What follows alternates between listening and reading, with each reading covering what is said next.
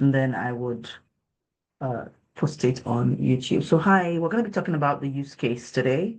And quite a number of you, when I talked about the last video, and every time I talk about a use case, you guys typically would like to always ask me that question. Oh, how do I go about creating a use case, right? So that's what we're going to be talking about today. So I'm just going to share very briefly a few slides.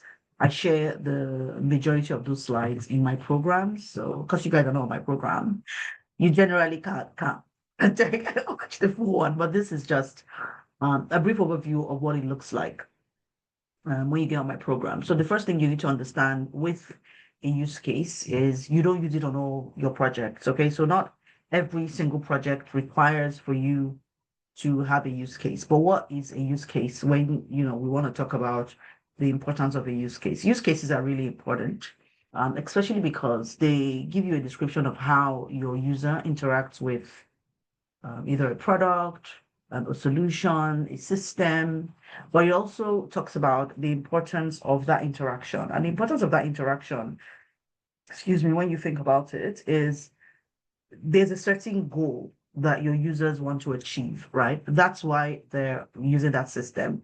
And so a use case generally would outline a series of steps, potential variations, if there are any errors, and such other elements eventually leads to the achievement of that goal. Now you see this properly on my YouTube. I'm going to post this on my YouTube when once I'm done. But what you see here is like abbreviated version of what it looks like. Yeah. So now the important thing about a use case is it has two major elements of it. And so you have the text, which is like a word version, and I'll share what that looks like as well. And then you have a visual diagram. Your visual diagram is your UML, right? And that's a very, very, very important visual. That usually is something that you share with your developers because they want to see exactly what is the like big level picture of this system that we're talking about. So remember when I talked about that, when I said that we had two major elements of a use case, and that's what you see right here. Yes. Your document up there, and then of course your diagram. Your diagram has four beautiful parts. Yeah. So the first is the actors. Who are the actors? What is their goal? Which of the actors are your primary actors? Which one are your secondary actors? All of that is very important. And then what are the use cases? Your use cases, what are your main use cases? What are your alternate flows? Yeah, what are your must-haves? Which are your includes? What are your extends? Which are your code-outs, should-haves? It just depends on your priorities. What are the relationships, right? Are there dependencies? Are there, all of that are things that you would look at in your use case. Then of course there's the boundary box, which is like very important. Your boundary box is one of the most important parts of your use case. So when you're creating your use case, don't only focus on just the diagram. Remember that you also have the document. And when you're talking about the document in your use case, what in essence you're trying to show, what you're trying to achieve is you're answering a set of questions, really. And in answering those questions, you eventually do arrive at a use case document plus diagram that is very comprehensive. Again, a use case is not something that you generally use on every single project. No, if it's an agile hybrid environment, perhaps. If it's a pure agile environment, I've never had to do a use case in a pure agile environment. In my waterfall hybrid environments, yes, I have had to do use cases. But generally, for me, even when I'm not asked to do a use case, even when it's not a deliverable that I need to put forward, I usually would do a use case because it just helps me organize my thoughts. And what you see here is your UML. Okay, so this is the UML. That's what it looks like. But remember, it's not something that you're going to use in every single document. Now, there are benefits, of course, to a use case, and of course, there are disadvantages as well. The major disadvantage is just the fact that it can be time consuming and can eventually slow down projects, which is why you rarely would use them in an agile environment because we're prioritizing speed, as you guys know, in agile environments. But it does have a lot of advantages, and some of the advantages really has to do with the fact that it's very helpful in clarifying like the big picture. It helps you in managing first level risks as well, and then it does establish the scope of your project. And so to get started, you need to first describe your system. Who are your actors? Yeah, so that's important. Describe your system. Who are your actors? What exactly are the goals of your different actors? You also need to have a scenario. Yeah, so the scenario, your system could be um, something like so let's use order fulfillment because that's something that is really something that anybody can understand. So you're looking at an order fulfillment, and the specific scenario is a call-in scenario. So people call in or use the website to order. So that's the specific scenario that you're looking at. You of course need to have your your preconditions. So determine your preconditions, and then you have your post conditions, and then of course you then determine your basic flow. So this should be preconditions and post conditions. So here should be pre and post conditions that you're determining, and then your alternate flows. And then of course you need to have your supplemental requirements, which typically are very aligned to your non-functional requirements. Now, I've talked about functional requirements and non-functional requirements on this TikTok, so it's a good one for you to take a look at it. However, on my YouTube, I'm also going to share, so that might be slightly easier for you, but I haven't done it yet. Okay. And then we repeat the steps as well. Okay, so that's what that looks like. And now I'm going to stop share and I would open up the Visio. So now I generally like to use Visio when I'm for anything diagramming, to be fair. I'm such a Visio girl. Now, different people use different diagramming tools. There's Draw.io, there's Figma, there's all sorts. But I'm a Visio girl. You know, I've never claimed to be anything other than a Visio girl. All right, so to get started with your Visio, I don't know what it's going to pop up because I'm always here. So I'm not even sure what it's going to show right now, but let's see. I just realized I didn't plug my laptop. I didn't plug in my laptop. So I need to plug that in. Okay, because it's already getting low. Okay, so yeah, so okay. Funny enough, it popped up a brought up several things, didn't it? But it's settled here nicely. Okay, but let's get started. So go to new. It's either you come to file and you will choose create new. So a blank diagram there. This is Visio, by the way. Like I said, I love Visio. That's generally what I like to use. So I generally use Visio. So click on your blank diagram, choose create. Now, when you're on this page for Visio, you're now able to, you've started diagramming. The first thing that you need to go to is come to your search shapes. Okay, now you can click on more shapes here. Now this is Visio I'm using if you're new to this live stream. So this is Visio. But there are many other different diagramming tools that you can use, and that's absolutely 100% fine. It depends, what is in your environment, what is allowed, what are you able to use, all of those come into play. But I am a Visio girl, so I generally use Visio when I'm diagramming. Very rarely do I use any other tool.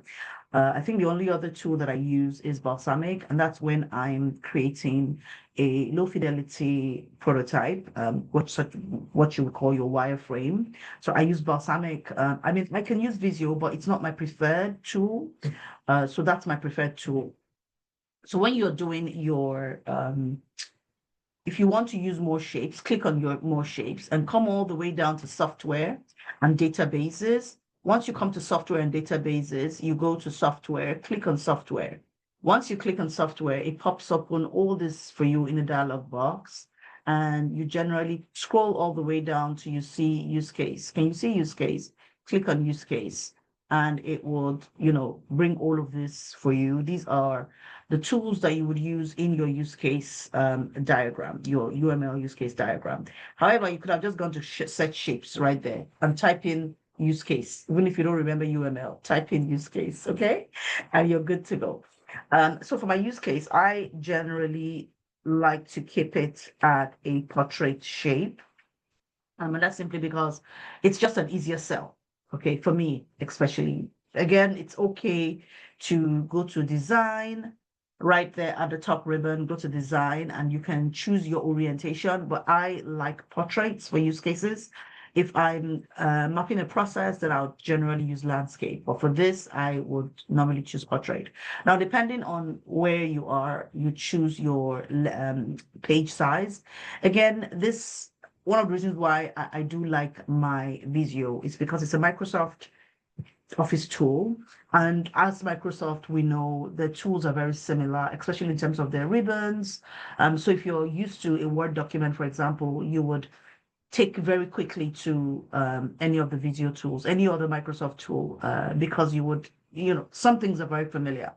And that's how I use that. Okay. Thanks so much, guys, for being here. I know that you can't see me right now. That's because I'm sharing this. Okay, I'm going to upload this onto my YouTube, and then you guys can, you know, watch it in better. It would look better once it's there. So now I'm going to share my screen. So that's me. Hello, hello.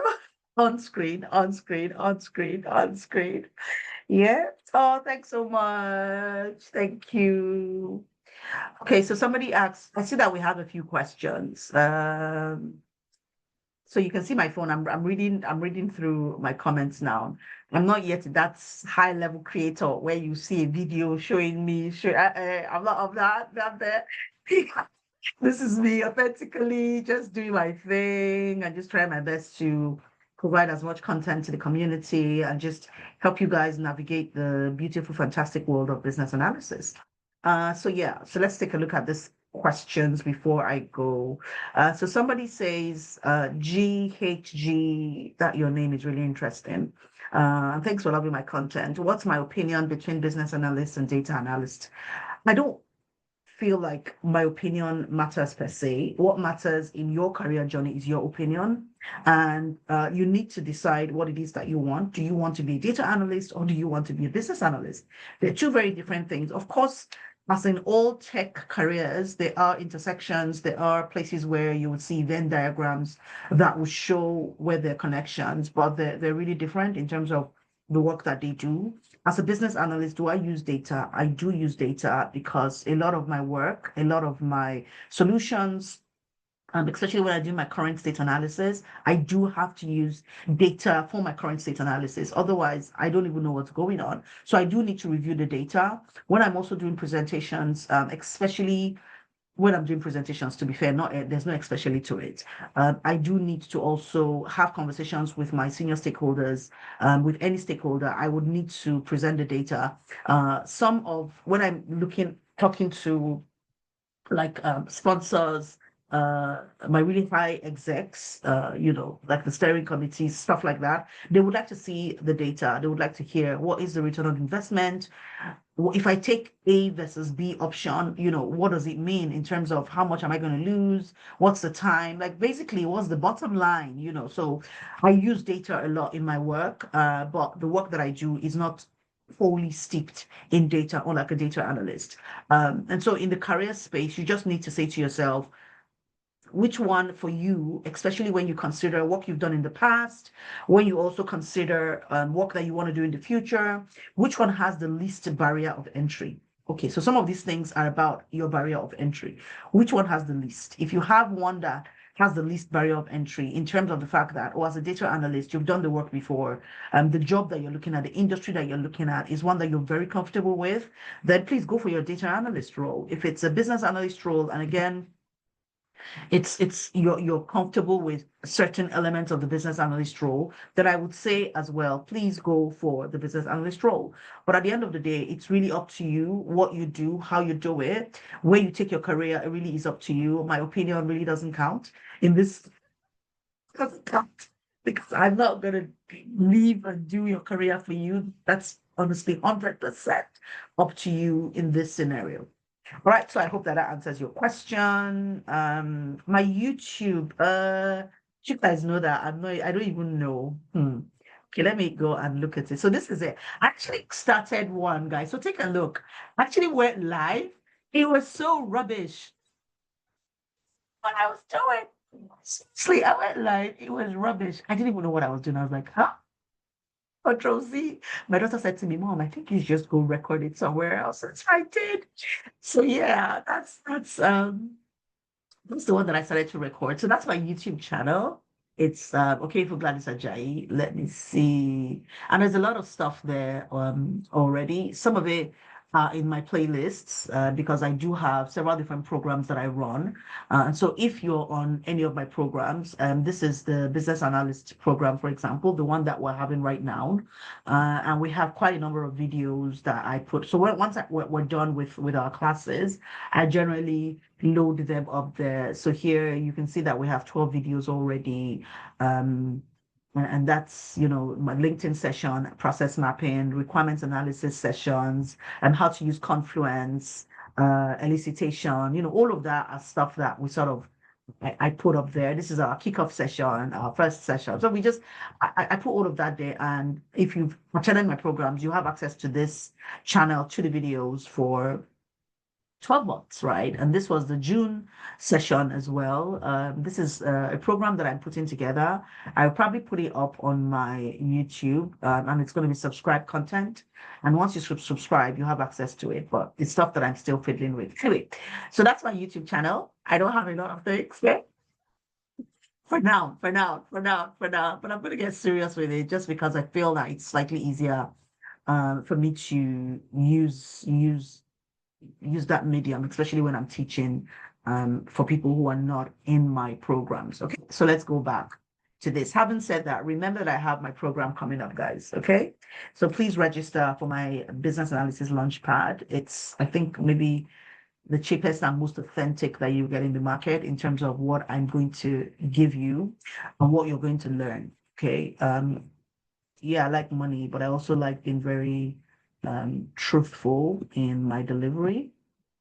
Yeah, I don't do BS when I teach.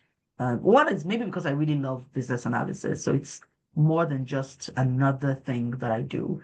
And secondly, I need your referrals, right? I'm putting together my consultant practice, and I'll talk about that, sometime soon. But I feel like, yeah. Anyway, anyway, anyway, let's go.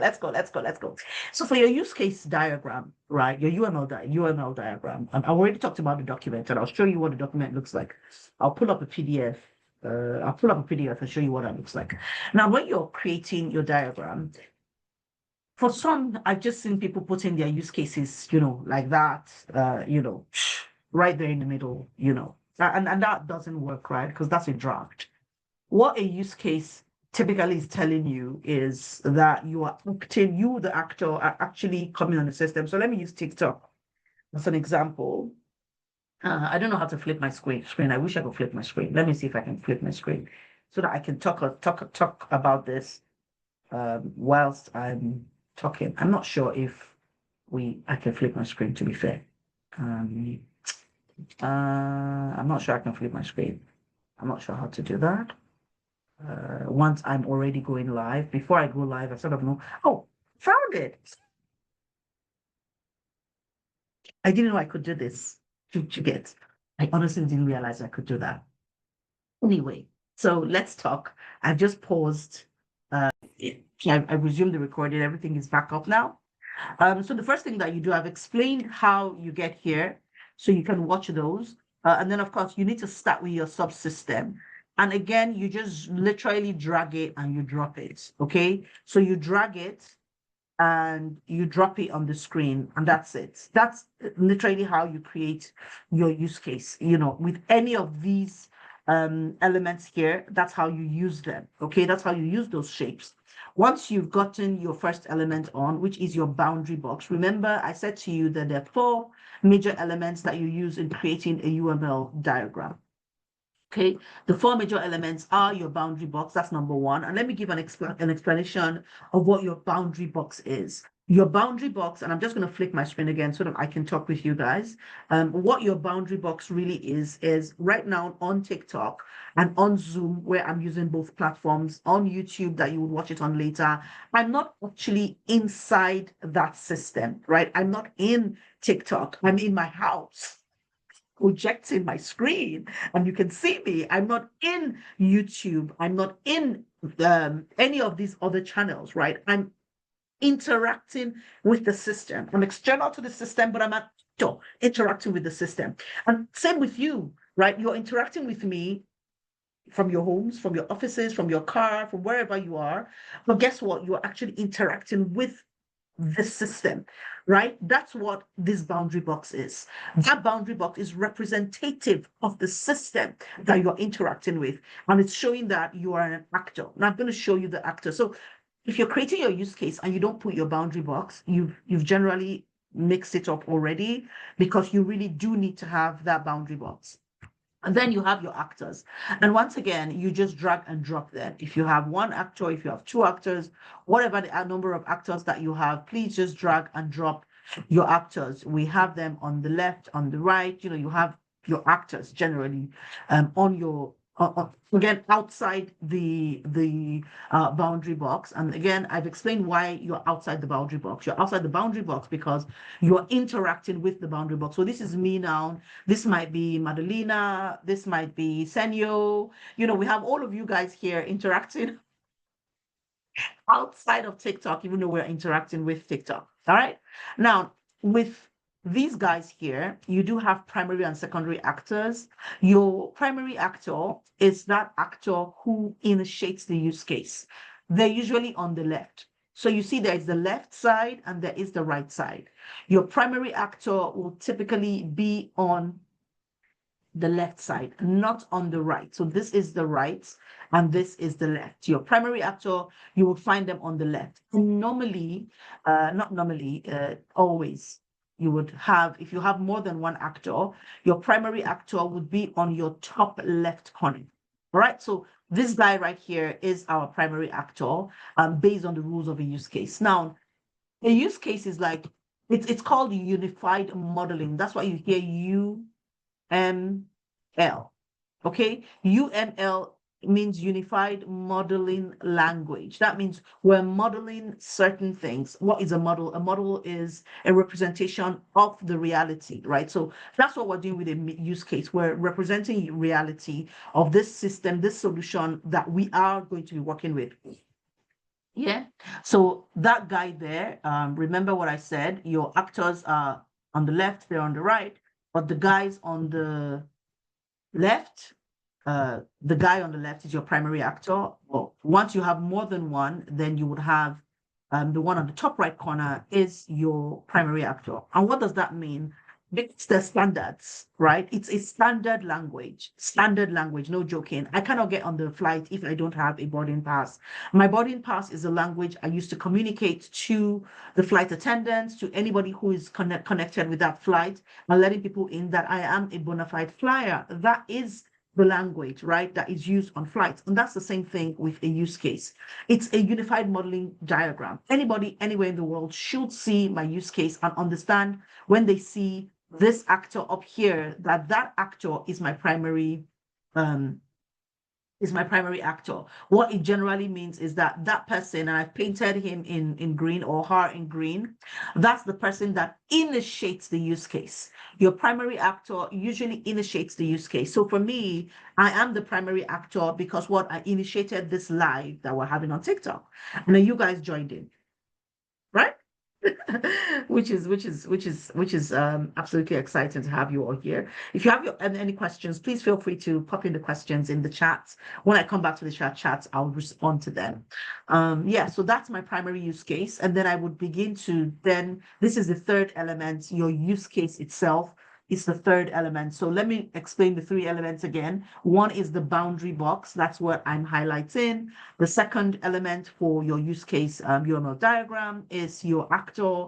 Your third is your use case. And your fourth is your relationship. And there are different types of relationships, okay? So that line right there is your relationship, okay? So you can see that it's called associations. So they're different, the dependencies, the generalizations, that includes their extents as well. And I'll show you guys how how that can be used. But yeah, that is your use case, right? That's how you create a use case diagram. Again, I'm going to put this up on YouTube, so it'll be much easier for you to take a look at it when it's on YouTube, because right now I'm moving the phone back and forth trying to capture the entire screen, so it's not very conducive. So now let's look at a case study. Okay, So what is going to be our case study? Our case study, I'm just taking out all the other actors right now. That's just what I'm doing. So our case study right now would be, we're looking at the use of TikTok Live for teaching, okay? So that's the use case. So TikTok.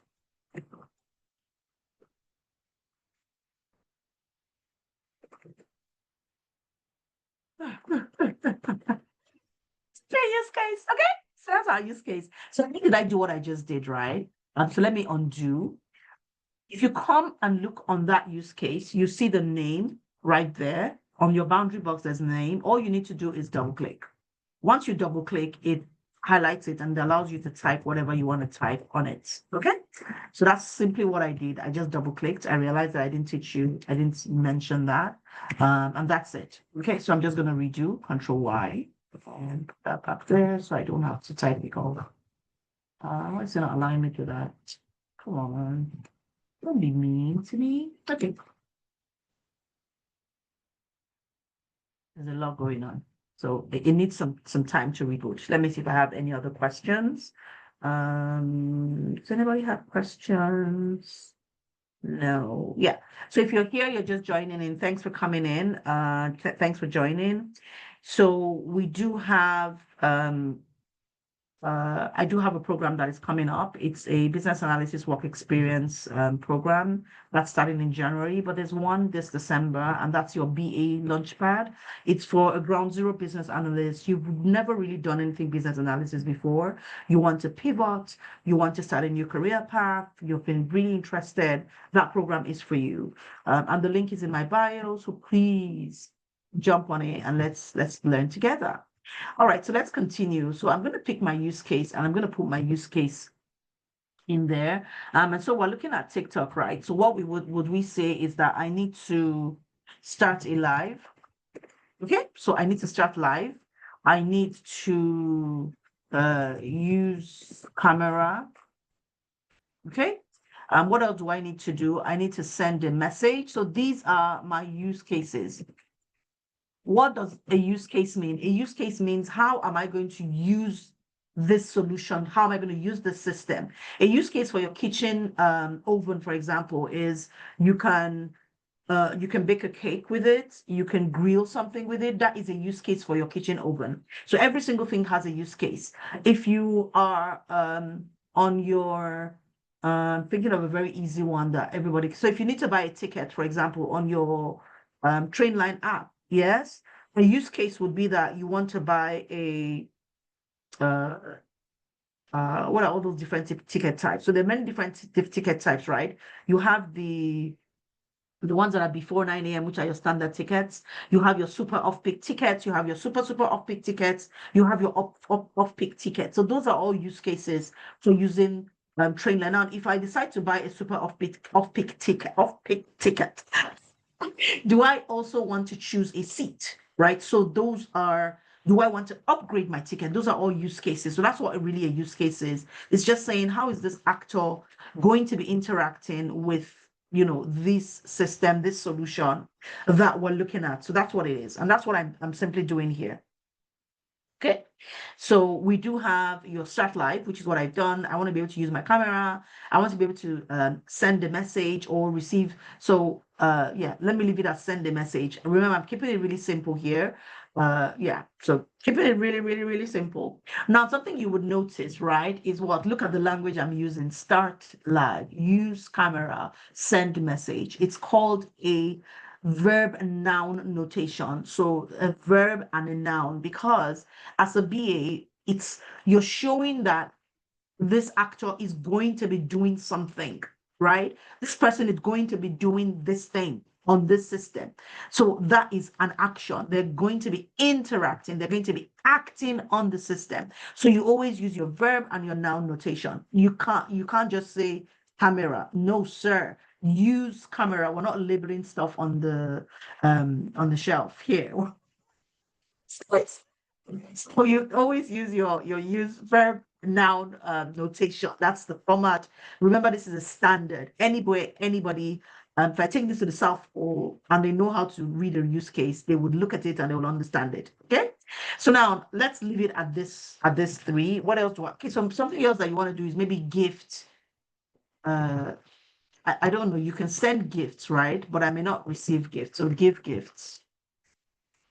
I'm not sure. That's what it's called. Now let's bring in a secondary actor, right? And so I'm going to just pick it, drop it right there. That's my secondary actor. Yeah. And now let's begin to do that interaction. So I'm the primary actor. I will start the live. Yeah. Now you would also watch the live. I won't bother putting watch live, but I will just put it there. It shows that there is a relationship between both of us for this live that is going on. I need to be able to use my camera. Yeah. You need to be able to watch the screen. Yes. So you're not, are you using your camera when you're watching the screen? That's an interesting conversation. Anyway, you need to be able to send a message, right? And I need to be able to receive that message, but I'm just going to leave it like that. So we do have messaging, yeah, right there. You need to be able to give me gifts, right? And I need to be able to receive those gifts. Okay, so we'll just leave that there. Now, there's one more thing that I want to show you guys before we wrap this up. And that is this here, include and extends. Yeah. Now, in every use case, you would typically have an include and an extend. I don't want to say every use case, right? Because that's a generalization that I shouldn't make. Again, it just depends on what you agree to do in your organization, in your environment.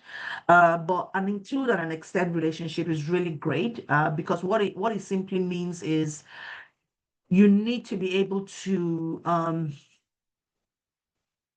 show the prioritization.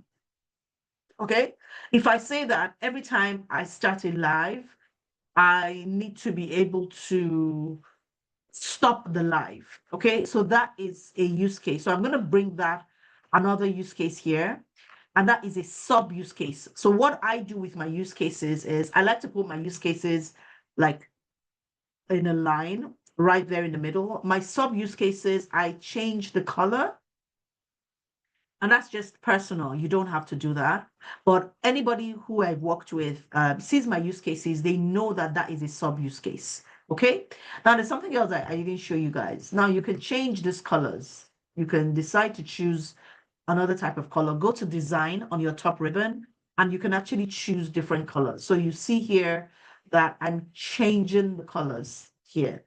But I'm typically very boring, so I normally just leave it at black and white. But you're fine to change the colors and just make it a bit more prettier. And I mean there are times where I use it depending on what stakeholder I'm, I'm presenting this to. Different stakeholders have different things that they like.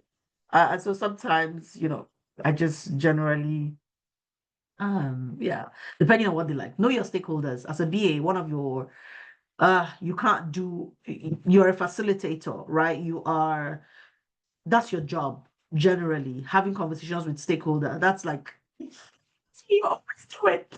Having those conversations, some of them are easy to have, some of them are not, but that's who you are. You're a facilitator. So you need to know your stakeholders. You need to understand their language. You need to know how to get them, in ways that you get them. And some stakeholders like color, they just don't like boring stuff. And when I'm interacting with those kind of stakeholders, it's fun.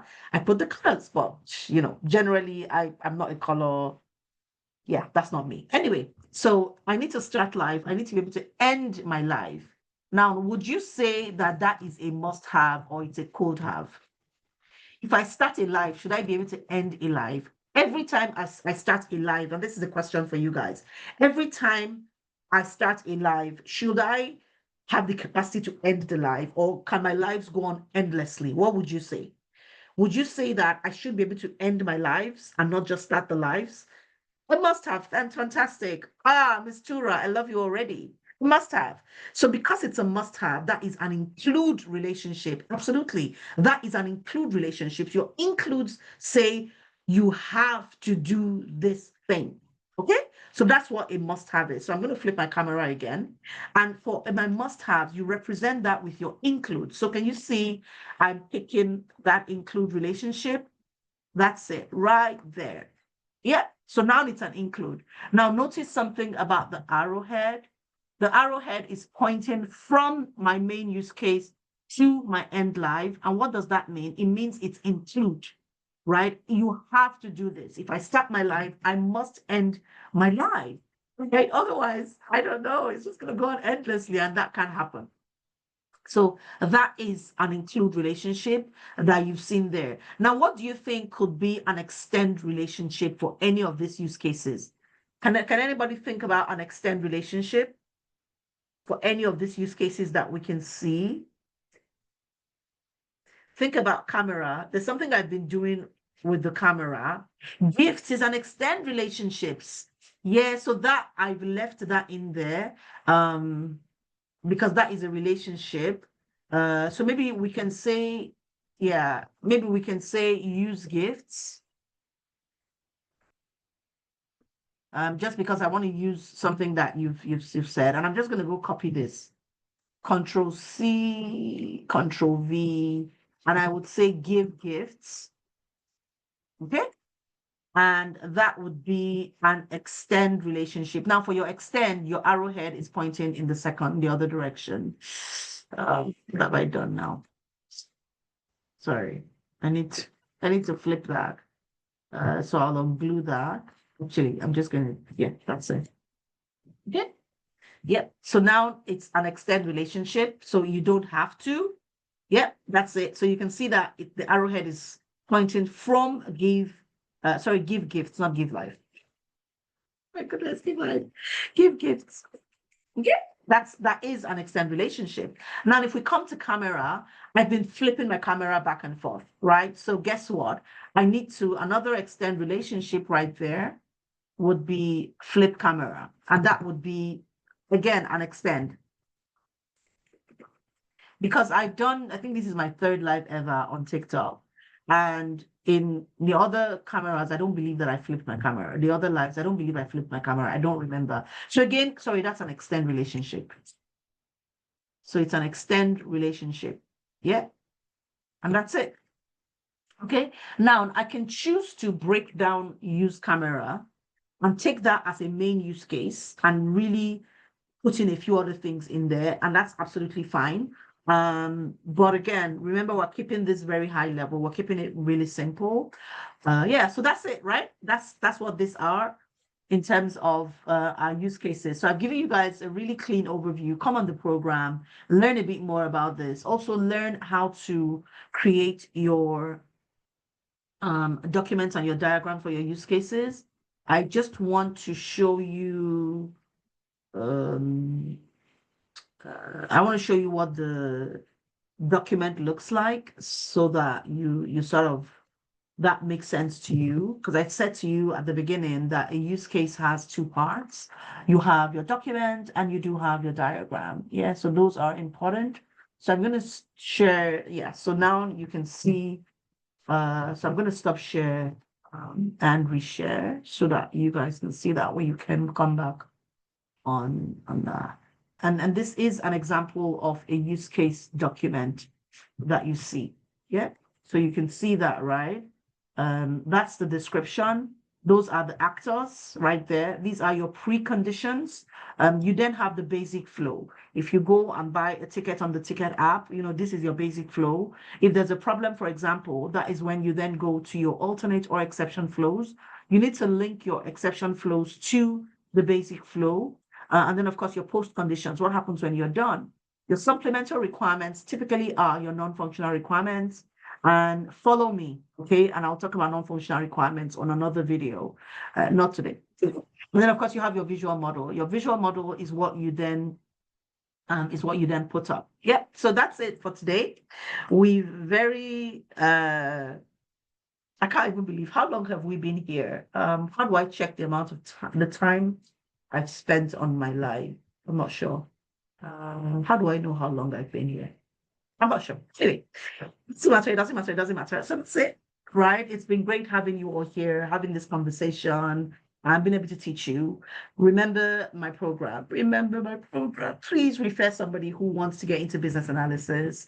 Yeah, I don't gatekeep, right? I try and share as many free stuff as possible. But girl's got to grow her second portfolio. Yeah, girl's got to grow her second. So you guys help me grow my second portfolio. You're very welcome, Ahmed Cyril. Help me grow my second portfolio. Help me grow my business analysis practice. And let's get this going. Oh goodness, Ophibia, and I hope Ophibia B. I'm not sure how. I'm sorry I mispronounced your name. I know I'm killing it right now. So what we've done is this is going to be on YouTube. Okay. And I had shared my YouTube uh, channel. I'm not sure how to get my name. But anyway, my name is Okenfo Ajayi, and I believe that if you go on YouTube and type, okay, it's at oh, I found it. So that's it. Can you see that at Okenfo Ajayi? Yep. So I'm gonna upload it on my YouTube. Okay, so you can watch it. YouTube. My YouTube is like a mixed bag, a crazy mixed bag of all sorts of things. I'm an educator. I come from an education background. So there's all sorts of stuff. And I do a lot of business consulting as well. I'm helping new organizations set up their businesses. If they have issues with their businesses as well, I get in there and straighten it out. So I'm also the business firefighter. And there's a lot of stuff that you probably would see on my YouTube. Enjoy it. And yeah, we can have that conversation. Ahmed, it really is not high, and it's not high because of what you get. Now, there's a lot of programs that I know you get billed a base rate, but then they keep adding on stuff. They add on stuff for your for your CV. Stuff gets added on for sometimes to teach you some of the tools. There's also stuff that gets added on for your CV and all sorts of things. I don't do that. And also, I weave in career sessions, right? So real career sessions, how you manage your, yeah, I weave in like real like when I say real career sessions, your interview prep, all of that is woven into the session. The best that I can do is, which I have done, I've allowed you to spread out the payments, but the value that you get on my programs, it's second to none. And I'm not saying that because it's my program. It is second to none. And so I wish that I could give you a discount, but it's really a very good deal. Really a very good deal. My YouTube channel is Okenfo Ajayi. I'll put a link in my story. Well, not a link. I'll take a picture and put it on my story so that you can see it and then you can watch it later. Yeah, I'll put it on my story. Can I have it typed here? I'm not sure. How do I type here? Can I type here? I'm not even sure. Guys, I don't do this all the time. So I'm not quite sure how to type it. I'm sorry, I'm not sure how to send a message whilst I'm on live. It's ridiculous, isn't it? Uh, okay, I found it. Okay, so I'm just going to type. Guys, if you're going to watch this later on YouTube, my apologies. I'm all over the place with this specific video, so I'm going to end this now. So thank you guys. I'll stay on the TikTok live, but let me end the one on YouTube so that you guys can you can watch it later. Thank you all so much. Okay, so let's go and look.